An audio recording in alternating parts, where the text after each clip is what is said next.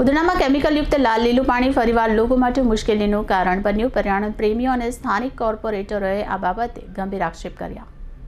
Udhna road number 10 પર આવેલ મફતનગરમાં ફરી એકવાર કેમિકલયુક્ત લાલ રંગનું પાણી ડ્રેનેજ સિસ્ટમમાંથી વહી આવ્યું। સ્થાનિક રહેવાસીઓએ જણાવ્યું કે આ પાણીમાંથી તીવ્ર ગંધ આવે છે અને આસપાસના વિસ્તારોમાં રહેતા લોકોને ચામડી સંબંધિત તકલીફ થઈ રહી છે।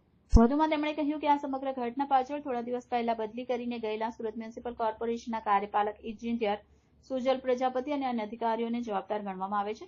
સ્થાનિક કોર્પોરેટર સોમનાથ મરાઠે અને પર્યાવરણ કાર્યકરોનો આરોપ છે કે ઉધના અને આસપાસના વિસ્તારોમાં સ્થિત મિલ અને ફેક્ટરીઓ તેમનો કેમિકલયુક્ત કચરો ડ્રેનેજ સિસ્ટમમાં છોડી દે છે, જેના કારણે આવી સમસ્યા ઊભી થાય છે। તેમણે ગુજરાત પ્રદૂષણ નિયંત્રણ બોર્ડ અને એસએમસી પર આંખો મીચી લેવાના આરોપ મૂક્યા છે। સ્થાનિક કોર્પોરેટર સોમનાથ મરાઠે જણાવ્યું કે તંત્ર માત્ર દેખાવની કાર્યવાહી કરે છે, જેમ કે ફેક્ટરીઓને સીલ કરવી, પરંતુ વાસ્તવમાં કોઈ નક્કર પગલાં લેવામાં આવતા નથી। આવા કિસ્સાઓમાં સતત લાપરવાહી બતાવવામાં આવે છે।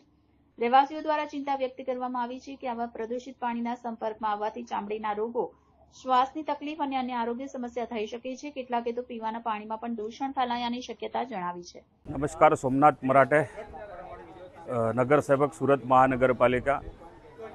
છેલ્લા 3 વર્ષથી જે મારા ઉધના વિસ્તારની અંદર હું સુરત મહાનગરપાલિકાનો સામાન્ય સભા હોય કે સંકલન હોય, હું હર હંમેશા આ કલરનું પાણી જે તપેલા ડાઈંગવાળા કે મિલવાળા, જ્યારે અમારી આ સેવા બસ્તી છે, અમારી જે મધ્યમ વર્ગીય જનતા છે, કામદારો છે, એમની જે રહેવાની જે વ્યવસ્થા તે આ સોસાયટીની અંદર જ્યારે આ ભેળસેળ થતું હોય છે, હું કાયમ એની સામે અવાજ ઉઠાવતો આવ્યો છું। આજે આ મફતનગરની અંદર તમે જોઈ રહ્યા છો, આ જે મિલવાળા છે એ બિલકુલ પણ પાણી ટ્રીટ કરતા નથી। જીપીસીપીની એની ઉપર કોઈ વાચ નથી, એસએમસીની કોઈ વાચ નથી।